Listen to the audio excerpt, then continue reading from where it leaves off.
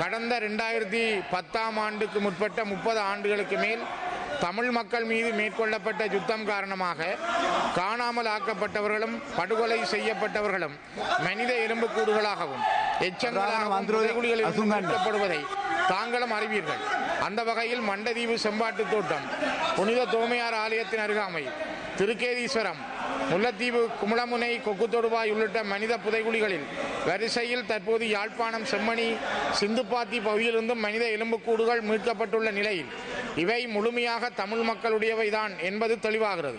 குறிப்பாக சிந்துப்பாத்தி மயானத்தை அண்மித்த பகுதியில் மேற்கொள்ளப்பட்ட அகழ்வின் போது மீட்கப்பட்ட கைக்குழந்தைகள், பெண்கள், ஆண்கள், சிறுவர், சிறுமியரது எலும்புக்கூடுகள் எந்த ஆடைகளுமற்று அடித்து நொறுக்கி சித்திரவதை செய்து கொல்லப்பட்டவர்களின் எலும்புக்கூடுகள் என்பதை நீதித்துறையும் அந்த வகையில் மனித புதைகுழிகள் மலிந்த இடமாகவே வடக்கு கிழக்கு பகுதியில் அமைச்சர் அறிவாரா? தற்போது யாழ்ப்பாணம் செம்மணி சிந்துப்பாத்தி இந்து மயானத்துக்கு அருகில் தோண்டி எடுக்கப்படும் மனித எலும்புக்கூடுகள் தொடர்பில் பக்கச்சார்பில்லாத நீதியான விசாரணைகள் மேற்கொள்ளப்பட்டு உண்மைகள் வெளிக்கொணரப்படுமா? இதற்கு முன்னர் நடைபெற்ற முல்லைத்தீவு, கொக்குத்தொடுவாய் மனித புதைகுழிகள் அகழ்வு பணிகள் நிறைவேற்று விட்டதா என்பதையும் அது சார்ந்து நீதித்துறை மேற்கொண்ட நடவடிக்கைகள் எவை என்பதையும் அமைச்சர் இச்சபைக்கு அறிவிப்பாரா?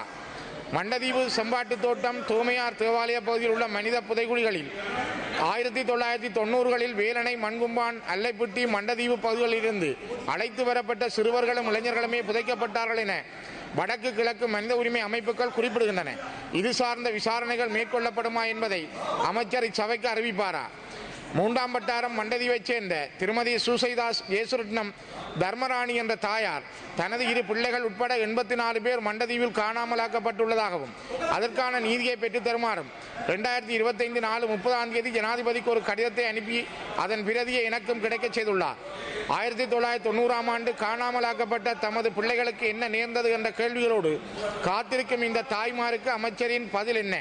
திருக்கேதீஸ்வரம் பகுதியில் அடையாளப்படுத்தப்பட்ட மனித புதைகுழியின் அகழ்வு கிடப்பில் போடப்பட்டுள்ளது. இதன் உண்மை நிலை என்பது எப்போது வெளிவரும் என்பதை அமைச்சர் இந்த சபைக்கு அறிவிப்பாரா? As you are aware, this grave site was first discovered in February 2025, Germany, and a couple of days ago, Honorable Gajen MP also raised this question, so I had some time to go through this matter. As you know, when the particular cemetery which has been used there from 1970s, when they were trying to establish an electrical cremation facility, they uncovered these human remains. On the 19th of February, the Jaffna police reported the discovery of the suspected human remains to the Magistrate Court of Jaffna after conducting initial investigations, recording statements from cemetery maintenance and committee members. Yes, we are carrying out an impartial investigation, as this government has no reason to hide anything, and we want to do justice to the victims and speak the truth and truth only and nothing else, because we have no reason, because the Jaffna brothers are our brothers and sisters too. That's what the election results always show. So therefore we do not intend to discriminate them with a partial investigation. And also from Jaffna Police Crime Division, joint site inspection was carried out on the 20th of February 2025, Honourable Member of Parliament, involving the Honourable Magistrate, Judicial Medical Officers, Consultant Forensic Pathologist, and from my own department, the Office of Missing Persons. On the same day, JMO collected samples from the site for preliminary forensic examinations. The JMO submitted an anthropological report to the Magistrate Court. The report confirmed that except for 2 examples, all collected bones were human. All human bones were collected. As per the expert opinion, JMO recommended the conducting a pit test method to be adopted. Initially, budget was drafted, and we spent already allocated to 2.1 million on the 21st of April 2025. In this site, 19 sets of human remains were discovered, exhumed, and preserved as court exhibits. Based on these observations, the JMO informed the court that further excavation is needed. Now, on the 13th of June, the High Court of Jaffna has sent us a request for further budget, which is now being in the process of being allocated. And the second stage of excavation is to begin on the 26th of June 2025. And also it should be noted that the certified copy of the court proceedings highlights the fact that the site is protected by the local community of the board and the police jointly, because this particular request was made by the attorney at law who appeared for the aggrieved party, whom, if I'm not mistaken, is a member of Honorable Gajendra Kumar Ponnambala's party, Mr. Sugash. He's the one who requested that the site be protected by the board members, the police and the community jointly, and the missing persons office as well as the police agreed for that. So the site is safe, impartially investigation being done. That is my answer for your first question, sir. Secondly, you asked a question about the Kokkotuduai gravesite. Now, on the 29th of June 2023, the site was discovered as when the water board was digging the area to lay water pipes. It has been reported under AR 804/23 to the courts. The human remains have been carefully removed from the site by experts and sent to the Forensic Department of Medical Faculty of the University of Jaffna. Now the reports by the experts have been submitted to the Magistrate Court of Mullaitivu and awaiting Magistrate Court to take further next steps. The experts have ensured that there are no human remains left in the site. Everything has been carefully removed and handed over to authorities. More than 15 million has been requested by the JMO of Mullaitivu, and that was allocated by our ministry. The court has to decide on the future steps, which we will support.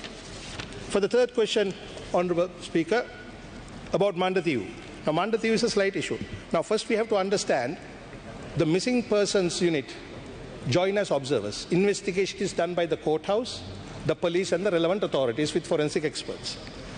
Now, the question that human rights organizers have stated that in the remains of children and youth who were taken away in 1990 are buried in the Mandathivu mass grave. That's the main thing. And the mothers want to know, they need to know the truth, what happened to their children. But the problem is, there are 14 sites that currently our office is observing. But this particular site, there's no police complaint, there's no court order. In fact, all we have is, not to hurt the feelings of any person, are what we call hearsay. That means no credible information for the missing persons office to even investigate or initiate. So whether there is a grave or not, if there is a grave, whether it's a mass grave or not, these are not issues we are aware of.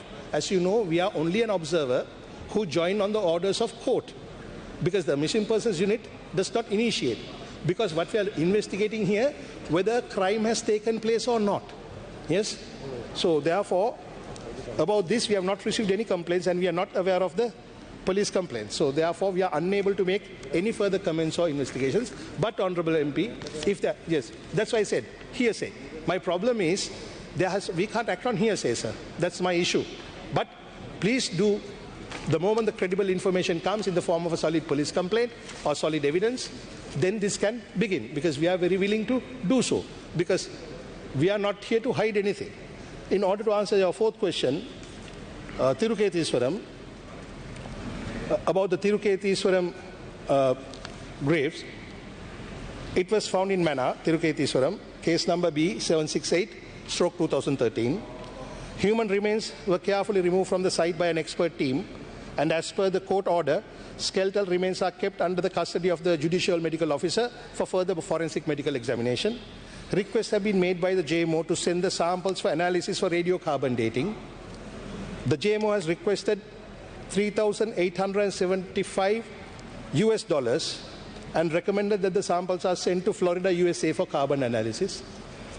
The budget was prepared by the courts. We are not preparing the budget. The budget, the court tells us this is the amount. Courts for radiocarbon testing of bone samples, which was sent to the Ministry of Justice, which has been subsequently approved. So therefore, that is the status of that matter. And also, the court has instructed to adopt an international procurement policy for sending the samples through a third party while the chain of custody is ensured. We have to make sure that these productions do not get mixed up or planted or changed, because at the end of the day, we are here to do justice. For that, you need to know the culprit. So we don't want any allegations on that part. The magistrate court has to give us further orders. It was highlighted that the fact that the entire process is to be conducted in a transparent manner, accountability at all stages. That is for sending for carbon dating. In order to finish off, just please let me have another 2 more lines. We are carrying out impartial investigations. We are saddened and shocked by these events. As a government, our policy is justice for all. Whether it's north or south is immaterial. And we do understand the pain of the grieving mothers, fathers, brothers and sisters, we do understand. But when a government works, we cannot work on gut reaction or hearsay. We need solid information, and we will continue to do our engagements. And whenever there is something that we need to know, I invite all the MPs and citizens. We are here to help and serve because we want to put these wounds back to rest. Thank you, Honourable MP.